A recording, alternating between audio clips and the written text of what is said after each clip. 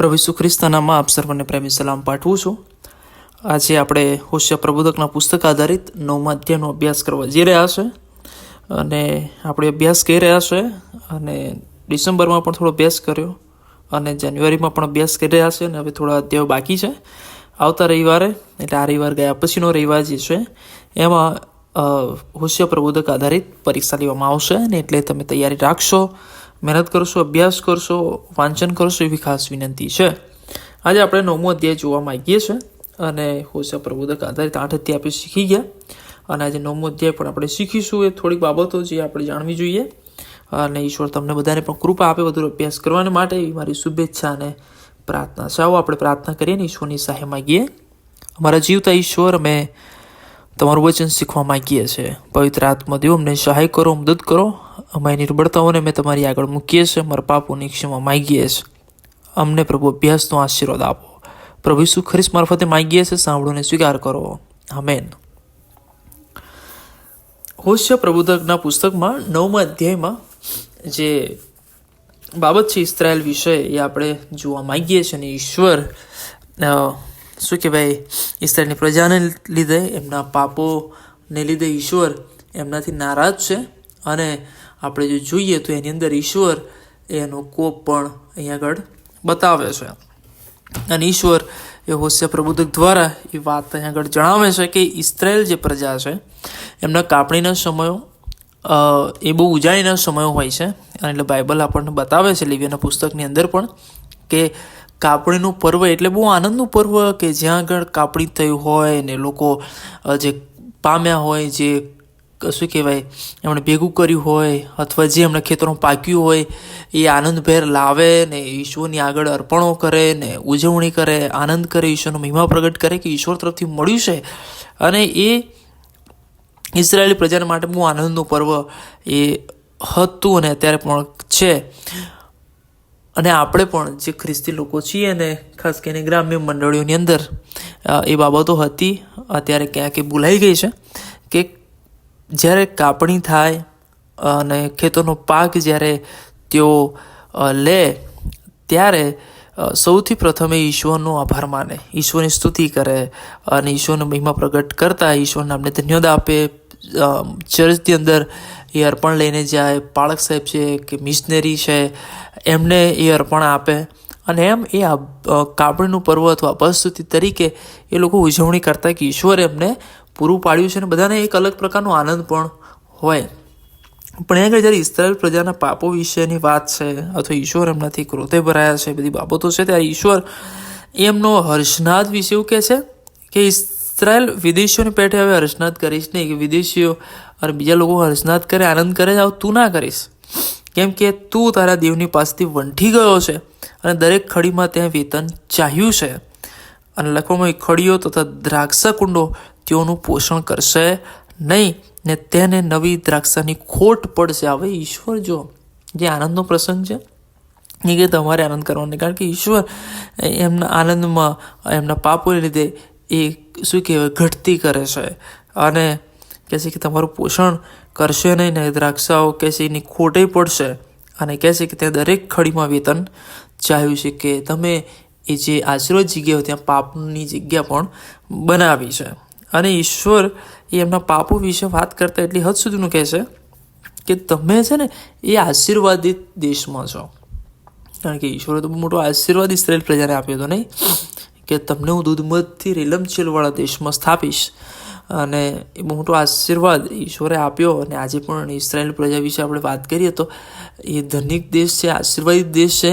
અને ત્યાંની જે ખેતીની પદ્ધતિ જુઓ, ટેકનોલોજી જુઓ, ફળદ્રુપતા જુઓ, તો બધાને નવાઈ પમાડે એવી બાબત છે. પણ આ સમયની વાત જ્યારે લખવામાં આવી છે તો ઈશ્વર તો એમના પર એટલા ગુસ્સે ભરાય, કહે છે કે તમે કહે છે કે આ દેશમાં કહે છે યહોવાના દેશમાં રહેવા પામશે નહીં, કે લોકો જે છે ને એ યહોવાના દેશમાં કે જે ઈશ્વરે પસંદ કરેલી જગ્યા છે એમાં કહે છે રહેવા પામશે નહીં.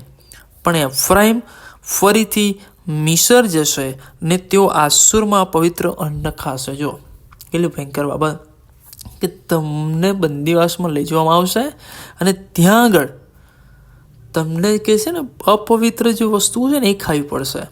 અને વાલો બાઇબલની વિરુદ્ધની બાબતો અને આ જગતની અંદર તમે ઘણી બધી જગ્યાએ જુઓ છો વિચિત્ર બાબતો ને જેનાથી તમને સૂગ ચડે અને જે બાબતો ખાવી જ ન જોઈએ એવી બધી બાબતો લોકો ખાય છે, આનંદ કરે છે, એમાં મજા માણે છે, લોકો ધન લૂંટાવે છે અને બધું કરી રહ્યા છે ને ઈશ્વરને ગમતું નથી. ને એક શિક્ષાના ભાગરૂપે પણ ઈશ્વર અહીંયા આગળ બાબત એ બતાવે છે કે તમે અશુદ્ધ થશો અને અશુદ્ધ ખાશો, અશુદ્ધ બાબતો તમારે ખાવી પડશે નહીં. અને એટલે એ બાબત અહીંયા આગળ ઈશ્વર બતાવે છે. અને મિસરની અંદર અને આશુરની અંદર તમે બધું ખાશો. લખવામાં આપણે જે બાબત જોઈએ છે ઉડાવ દીકરા વિશે, નહીં કે ઉડાવ દીકરો ગતો રહ્યો અને ત્યાં આગળ એને પસ્તાવો થયો, પણ એ સમયની જે વાત લખવામાં આવી છે કે તે ભૂંડો જે ખાય ને એવું ખાવાનું એની ઈચ્છા થઈ. અને એટલે આ પાપ ને પાપની શિક્ષા એટલી હદ સુધી આપણને લઈ જઈ શકે છે. અને અહીંયા આગળ પણ આ પ્રજા માટે પણ ઈશ્વર એ કહે છે કે અપવિત્ર અન્ન ખાશે. વાલો, એક ભયંકર બાબત આપણા માટે કે જે ઈશ્વરે આશીર્વાદ જગ્યા છે ત્યાં આપણે આશીર્વાદિત રહેવા માટે આપણે પોતાની જાતને તૈયાર કરતા નથી અથવા ત્યાં રહી શકતા નથી અથવા આપણે એ રહેવાને માટે પોતાની જાતને યોગ્ય બનાવતા નથી. તો પછી ક્યાંક આપણે અપવિત્રતા તરફ જતા રહીએ છીએ અને અપવિત્ર બાબતોને આપણે ભોગવિલાસમાં લઈએ છીએ. અને ઈશ્વર એવી હાલત પણ આપણી ના કરે.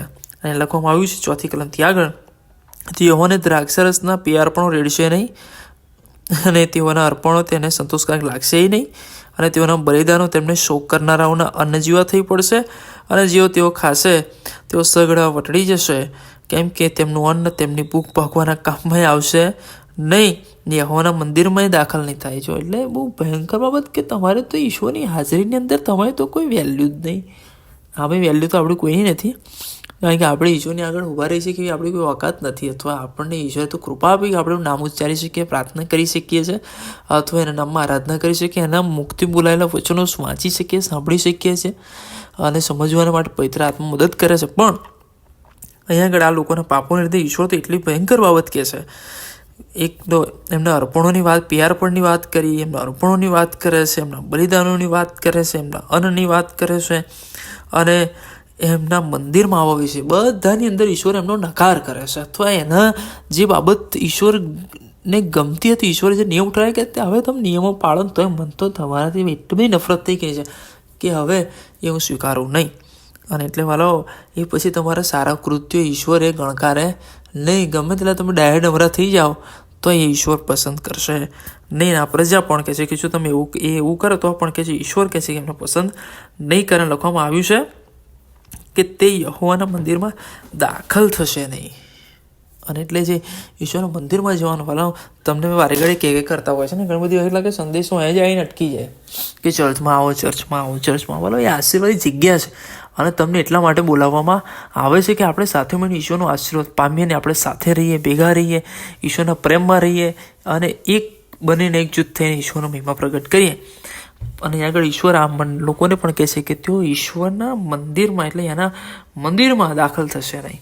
વાલો, જો તમે દાખલ નથી થતા તો વાલો યાદ રાખજો, તમે શૈતાનના બંધનમાં છો કે તમે જઈ નથી શકતા. અને તમે એને શૈતાનને સોંપાઈ ગયા છો કે તમને જવાનું ગમતું નથી અથવા તમને સમય મળતો નથી અથવા તમે એ આળસ તમને ખાઈ જાય છે અથવા તમે એ શૈતાનથી જકડાયેલા છો. અને એટલા માટે અહીંયા આગળ એ ઈશ્વરે બાબત અહીંયા આગળ એની પ્રજાને પણ બતાવે છે. અને આગળ આ જે બાબત છે એ 5મી કલમથી આગળ અને 6ઠી કલમમાં લખ્યું છે, તેઓ નાશ પામેલા દેશમાંથી જતા રહ્યા છે તો પણ મિસ્ર દેશ તેઓને એકઠા કરશે, તેઓને મોત તેઓને દાટશે, તેઓના રૂપાના સુંદર દાગીના ઝાખરાને હવાલે થશે, તેમના તંબુઓમાં કાંટા ઉગી નીકળશે. અને એટલી હદ સુધીની એ વાત લખવામાં આવી છે. એનો મતલબ શું ખબર તમને?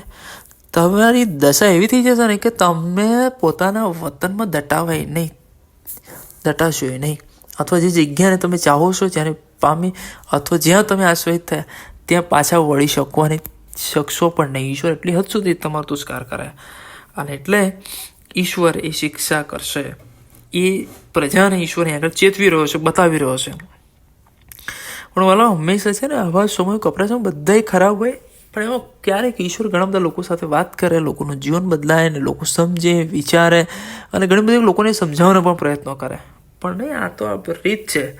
કોઈક સારી વાત કરે તેને લોકો શું કરે, એની ટીકા કરે, નિંદા કરે, અને બહુ આત્મિક છે ને આમ છે ને તેમ છે, એને પાડી નાખવાનો પ્રયત્નો કરે. અને એવા લોકોને મૂર્ખ ગણે, હલકો ગણે, અથવા એનામાં કશું આવડતું નથી એવું ગણે નહીં. આગળ પણ પ્રભુનું વચન કહે છે કે એ તે સમયે લોકોએ પુકાર્યું હશે કે શિક્ષાના દિવસો આવ્યા છે, બદલો લેવાના દિવસો આવ્યા છે. ઇસ્રાયેલ તે જાણશે, તારા પુષ્કળ અન્ય લીધે તથા અધિક વેર લીધે પ્રબોધક મૂર્ખ ગણાય છે. કે જે લોકો આવા સમયોમાં વચન આપે છે, શિક્ષણ આપે છે, સમજાવે છે, લોકોને મૂર્ખ ગણવામાં આવે છે. અને લખો જે માણસમાં દેવનો આત્મા છે તે ઘેલો મનાય છે.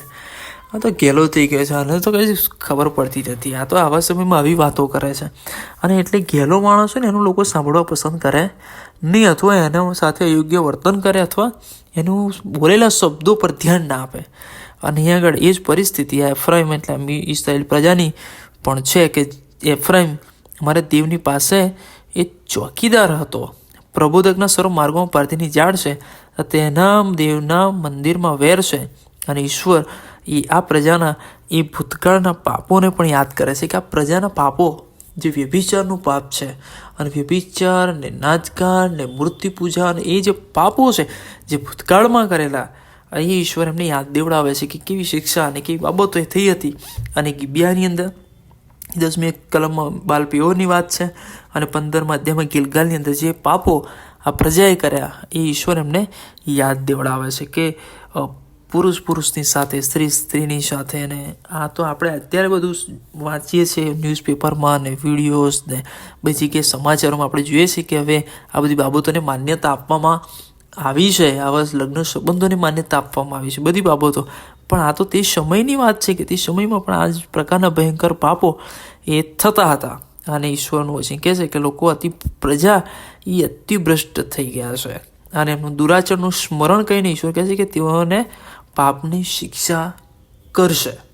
અને બહુ સ્પષ્ટ શબ્દોમાં ઈશ્વર એ પાપની શિક્ષાની વાત એ કરે છે, અને એમના પર બહુ મોટું તહમત લાવે છે, અને એમની શિક્ષાની વાત રજૂ કરવામાં આવે છે. જો અહીં આગળ એ જે દેવોને ભજે છે એ દેવો અને બાલની વાત છે, આપણે જે સમજીએ જાણીએ છીએ કે બીજા દેવો પાછળ જાય ને એ દેવોને તેઓ ફળદ્રુપતાના દેવ તરીકે એ માને, બધી જ પ્રકારની ફળદ્રુપતા. અને એટલે ઈશ્વર એમને એટલી હદ સુધી પણ કહી દે છે કે હવે તમે ફળદ્રુપતાની વાતો કરો છો, તો હવે પ્રભુ પણ એમને કહે છે 11મી કલમમાં કે એફ્રાઈમ પુત્રોનું ગૌરવ તો પક્ષીની પેઠે ઉડી જશે, એક પણ જન્મ, એક પણ ગર્ભવતી કે એક પણ ગર્ભધાન થશે નહીં. અને એટલી હદ સુધી પ્રભુનું વચન કહે છે 12મી કલમમાં, જો કે તેઓ પોતાના છોકરા ઉછેરે છે તો પણ એક પણ માણસ ન રહે ત્યાં સુધી તેઓને ન સંતાન કર્યા કહીશ. તમે કહો હવે ફળદ્રુપતાની વાતો, હવે તમે વાતો કરો સમૃદ્ધ થવાની. ઈશ્વર કહે છે કે એ તમે જેની પાછળ ગયા છો તમને બચાવી છે કે તમને ફળદ્રુપ કરી શકો તો બતાવો.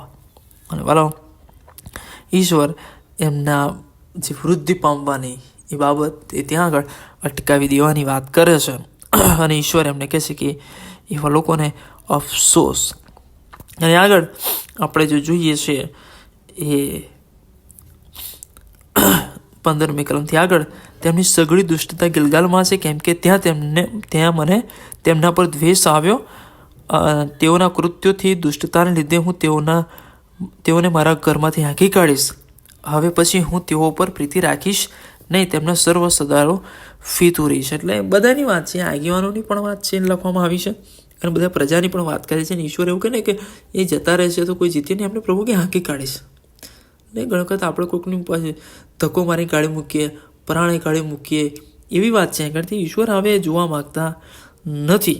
અને લખવામાં આવ્યું છે કે એફ્રાઈમ પર મોરો આવેલો છે, તેમનું મૂળ સુકાઈ ગયું છે, તેમને કંઈ પણ ફળ આવશે નહીં. હા, જો કે તેઓને ફળ આવે તો પણ તેમના ગર્ભધાનના પ્રિય ફળનો તો હું સંહાર કહેવાનો મતલબ, કદાચ તમને એવું લાગે કે આશીર્વાદ થઈને તમને એ આશય બંધાય તો પ્રભુ કહે છે એ સમયે પણ મિસકેરેજીસ જે કહે છે ગર્ભપાત પણ થશે. અને એટલી હદ સુધી ઈશ્વર એમને શિક્ષા કરવાની વાત કરી. પણ આ પ્રજાને ઈશ્વર 10મી કલમ જો તમે વાંચો તેમાં લખ્યું કે અરણ્યમાં દ્રાક્ષ મળે તેમ ઇસ્રાયેલ મને મળ્યા, અને અંજીરની પહેલી મોસમમાં તેનું પ્રથમ ફળ જોવામાં આવે તેમ મેં તમારા પૂર્વજોને જોયા. કે ઈશ્વર એ આ પ્રજાના પૂર્વજો અને એમને કેવી રીતે એમની સાથે સંબંધ અથવા કેવી રીતે એમની સાથેનો ભેટો એની વાત કરે છે. કે અજાયબ રીતે જાણે ગીતની રચના હોય એ પ્રમાણે લખવામાં આવ્યું છે કે દ્રાક્ષ અરણ્ય કે જ્યાં ઉજ્જળ થઈ ગયું છે, કોઈ આશા નથી, ત્યાં આગળ ઈશ્વરે એમનામાં એ આશા જગાવી, એમને ફળદ્રુપતા આપી, આશીર્વાદિત કર્યા, દેશ બનાવ્યો, એને શું કે બીજી પ્રજાઓથી રક્ષણ પૂરું પાડ્યું, એક પવિત્ર પ્રજા બનાવી, પોતાના લોક બનાવ્યા. અને ભલા આજે પણ આ જ બાબત છે કે ઈશ્વરે આપણને પસંદ કર્યા છે, નહીં કે જ્યાં કોઈ આપણો હાથ ના ચાલે, કોઈ આપણને છોડાવે નહીં, કોઈ આપણે અંધકારમાંથી બહાર ના કાઢે. ઈશ્વરે આપણને બહાર કાઢ્યા છે, છોડાવ્યા છે, બચાવ્યા છે, જીવન આપ્યું છે. અને મારા તમારા માટે પ્રભુ ઈસુ ખ્રિસ્તે પોતાનો પ્રાણ આપ્યો છે. પણ ભલાઓ હાલત તો એવી છે કે આજે એ ઈશ્વરથી દૂર ચાલ્યા ગયા છે, ને ઈશ્વરને ક્રોધ ચડાવીએ છીએ, ઈશ્વરની શિક્ષાઓને આપણે વહોરી લઈએ છીએ, ઈશ્વરને પીઠ બતાવીએ છીએ, અને આપણે આપણા જીવનોની અંદર ગરકાવ થઈ ગયા છે. પણ ઈશ્વર આપણને પ્રેમ કરે છે. તે સમયમાં પણ જે લોકોએ પ્રબોધકોની વાત ના સાંભળી, તે લોકોએ જેમના દેવનો આત્મા હતો એની વાત ના સાંભળી, વાલો આજે આપણે એવું ના કરીએ. ઈશ્વરના લોકો, ઈશ્વરના સેવકો, એની વાતો સાંભળીએ, માનીએ, ઈશ્વરની સંગતમાં આવીએ, પ્રાર્થનામાં આવીએ, ભજન સેવામાં આવીએ, અને ઈશ્વરની વાતોને માનીએ, પાડીએ. ફક્ત કહેવા પૂરતું નહીં, ફક્ત વિધિઓ માટે નહીં, ફક્ત કરવા માટે જ નહીં, ફક્ત બતાવવા માટે જ નહીં, અથવા કોઈક જુએ છે અથવા કોઈક શું કહેશે એવી બાબતથી નહીં, ખરા હૃદયથી ઈશ્વરની પાસે આવીએ. કારણ કે વાલો અહીંયા આગળ આપણે વાંચ્યું એ પ્રમાણે, અભ્યાસ સમજાય એ પ્રમાણે કે ઈશ્વર તો નથી સ્વીકારતા, એ અર્પણો નહીં સ્વીકારે, અને કશું એ ઈશ્વરને ગમશે નહીં જો તમે ખરા ભાવથી કરતા નથી તો. અને એટલા માટે ઈશ્વર આપણને પસંદ કર્યા છે, ઈશ્વર રાહ જુએ છે, અને આપણે ઈશ્વરની પાછા આવીએ. આપણા પાપો અને આપણી દુષ્ટતાઓ, જો વ્યભિચારના પાપો છે, જો કોઈ પણ પ્રકારના વ્યસનોના પાપો છે, કોઈ દુષ્ટતાઓ આપણા જીવનમાં છે, અથવા કોઈ ભૂંડાઈ ભરેલી બાબતો આપણા જીવનમાં છે, તો એમાંથી આપણે પાછા વળીએ. ઈશ્વર આપણને સહાય કરશે. આવો પ્રાર્થના કરીએ. પવિત્ર પ્રેમાળ જીવતા ઈશ્વર, તમારા પવિત્ર વચન માટે આભાર માનીએ છીએ. આ વચનના પ્રકાશમાં જીવવાને માટે અમને કૃપા આપો.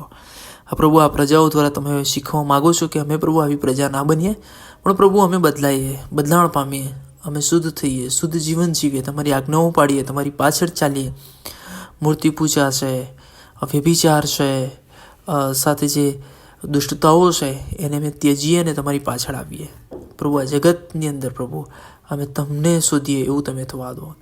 આ તમારા પવિત્ર વચનોના પ્રકાશ માટે આભાર માનતા પ્રભુ ઈસુ ખ્રિસ્ત મારફતે માંગીએ છે. સાંભળો અને સ્વીકાર કરો. આમેન.